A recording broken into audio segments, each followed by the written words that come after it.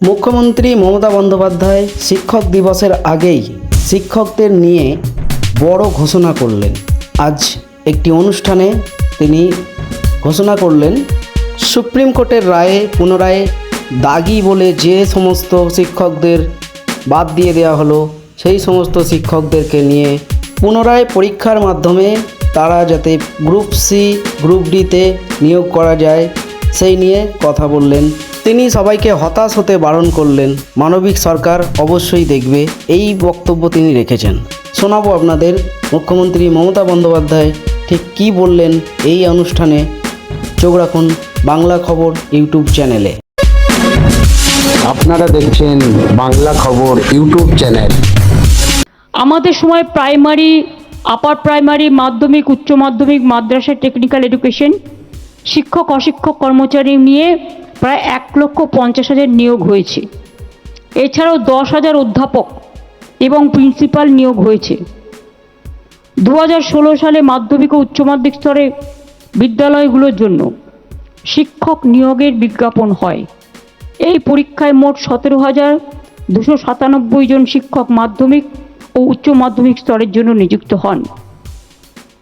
2016 সালে উচ্চ প্রাথমিক বিদ্যালয়গুলোর জন্য নিয়োগ প্রক্রিয়াও শুরু হয়।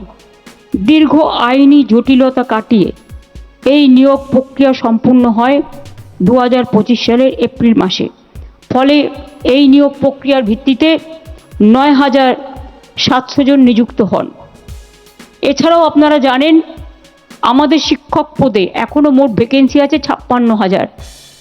এর মধ্যে 35,726টি পদের জন্য বিজ্ঞাপন প্রকাশিত হয়েছে এবং আরও 21,000 ভ্যাকেন্সি এখনও হাতে আছে।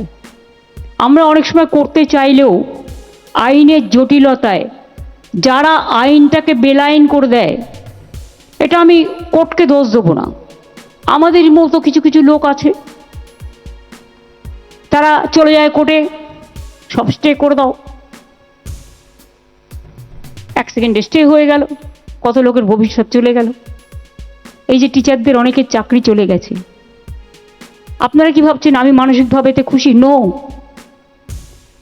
যারা চাকরি করত, যাদের আনটেন্টেড, তাই তো ব্রত, তাদের জন্য অলরেডি আমরা প্রসেস শুরু করে দিয়েছি এবং তাদের বয়স কনসিডার করা হয়েছে। যেহেতু তারা 10 বছর 12 বছর কেউ চাকরি করেছে, তাদের 10% এক্সট্রা এক্সপিরিয়েন্সের জন্য রাখা হয়েছে।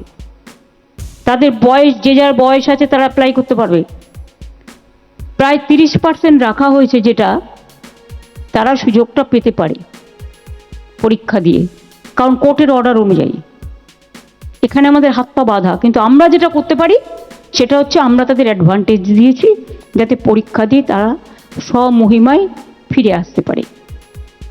রইল গ্রুপ সি গ্রুপ ডি, অশিক্ষক কর্মচারীবৃন্দ, তাদের জন্য কোর্ট বলেছিল অন্যান্য জায়গায় তারা করতে পারে, সেটাও আমরা নোটিফিকেশন করে দিয়েছি।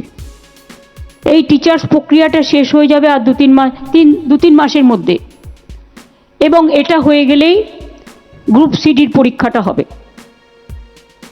আমি এক্সপিরিয়েন্সটাকে কাউন্ট করার জন্য সিএসকে বলবো লিগালি কথা বলে নিয়ে, কারণ যারা অলরেডি 10-12 বছর চাকরি করেছে তাদের বয়সটা তো ওভার হয়ে গেছে। সুতরাং if it is consider, then that can be reconsider also. আর রইল পড়ে আমার হাতে আরও কিছু, যারা বেচারা টিচারিতে কাজ করেও আজকে অযোগ্য প্রমাণিত হয়েছে। এটা আমি আইনের সাথে আলোচনা করছি, আইনত আলোচনা করে হয়তো টিচার তারা হতে পারবেন না কোর্টের নির্দেশ অনুযায়ী, কিন্তু তারা যাতে গ্রুপ সিতে পায় বা সেই রকম পর্যায়ে সেটা দিতে পারি কি না আমরা, সেটা আইন যা বলবে আইনের সাথে কনসাল্ট করে খুব শীঘ্রই আমরা এটা জানাবো। আমি কাউকে হতাশ হতে বারণ করব, তার কারণ আমাদের সরকার হচ্ছে মানবিক সরকার এবং আমাদের দৃষ্টিভঙ্গি অলওয়েজ আমরা পলিটিক্যালি দেখি না, আমরা মানবিকভাবে দেখি।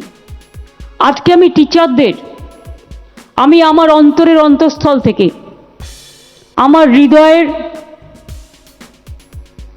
হৃদভাণ্ডার থেকে অনেক শুভকামনা, অনেক শুভনন্দন জানাচ্ছি। আপনারা দেখছেন বাংলা খবর ইউটিউব চ্যানেল।